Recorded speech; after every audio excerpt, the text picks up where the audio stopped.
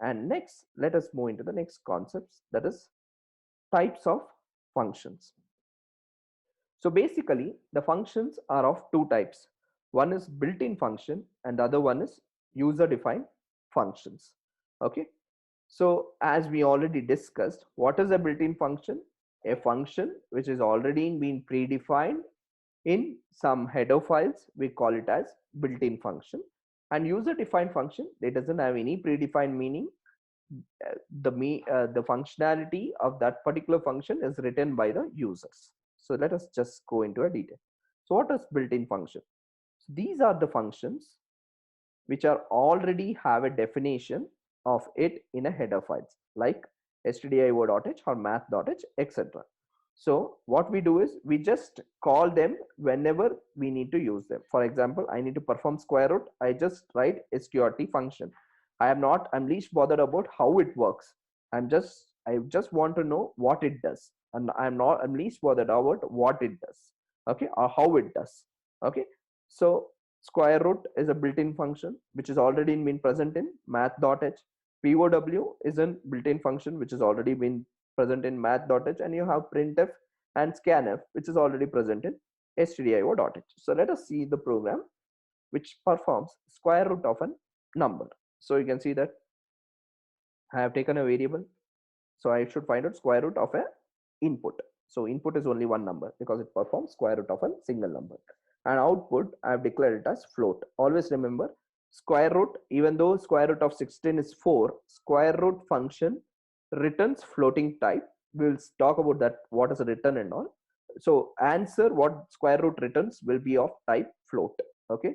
So that is the reason why I have declared output. Even though square root of 16, you can see that square root of 16, the answer is 4. It's not the way you're saying it. Actually, it's not going to return you integer. It is going to return you either float or double. Okay. So we will see why it does return, what does return means and all later.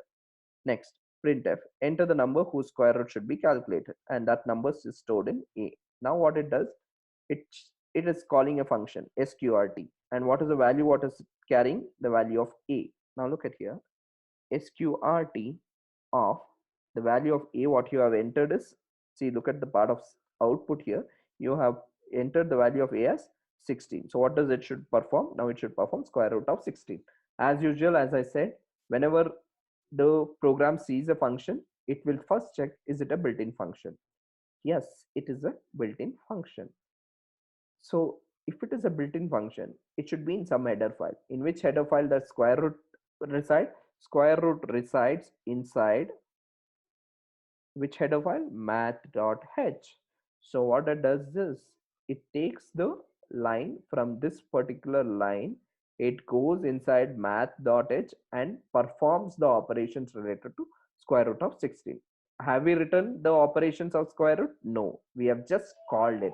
Okay. So such function which have a predefined meaning is called as built-in functions. Okay. It is present in header file, so it is present in output. So printf the value, the output is 4. So this is what is an example of built-in function.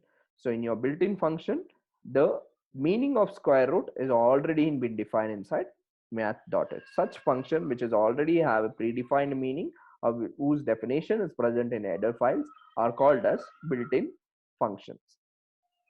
Next we see the second type, because the function is divided into built-in functions and user-defined function. What exactly is a user-defined function?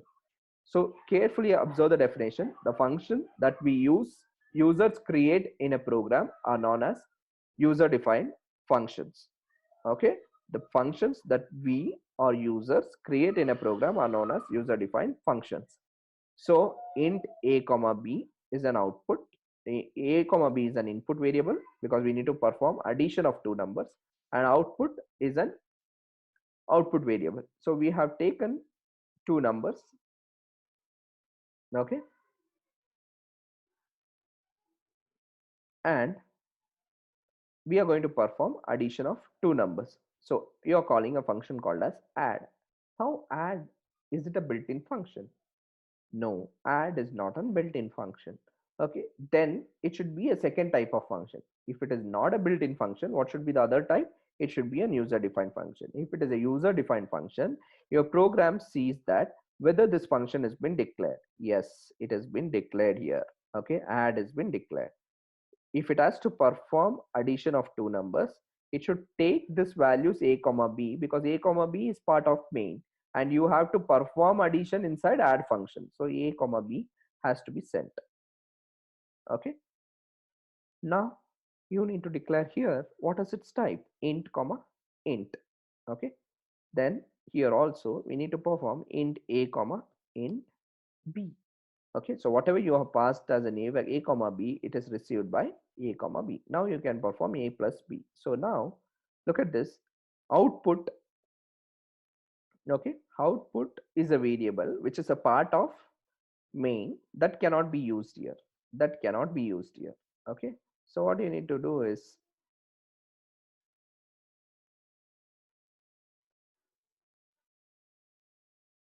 okay, even here also the thing is it cannot perform, output should not be declared here at all. Okay, because you are using output inside add function and it has not been passed inside add. So what I do is uh, I just write int output here. Okay, sorry, I just forgot to tell that. So you have to declare output here, because where are you performing output? Output is performed inside add, so you should write that. And even here also you can write the same thing. You can use different variables also, so let me use the same variable. So int output. Okay, and similarly here also I have declared int output. Okay, so now it performs the operations. So that means here also when I do that operation, output should not be declared here, because you are calculating output inside which function? Not in main, you are calculating the output inside add function. Now output calculated, a is b is been passed. What are you passing inside a and b? 20 and 10. It performs a plus b and gives you a result. Now what exactly what we are trying to say here is, you are the one who created add. Who is writing the set of statement inside add function? It is users.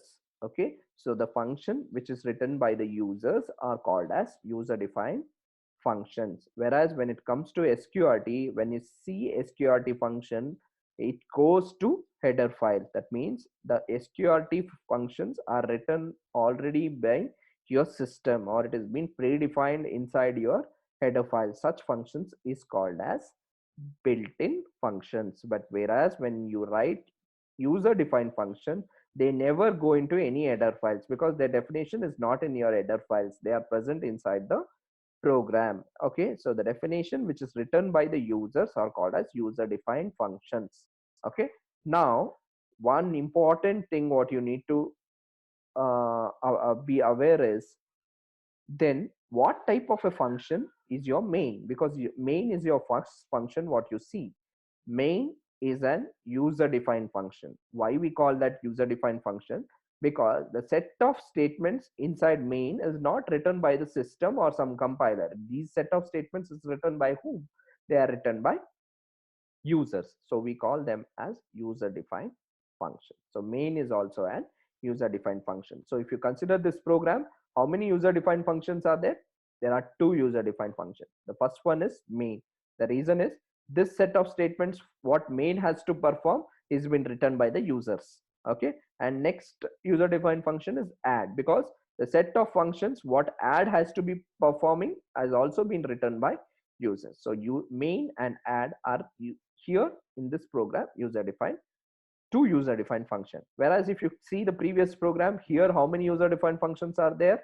There are main is a user defined function, add is a user defined function, multiply is a user defined function, subtract is a user defined function, as well as result is also an user defined function which is written by the users. So we call them such functions as user defined function.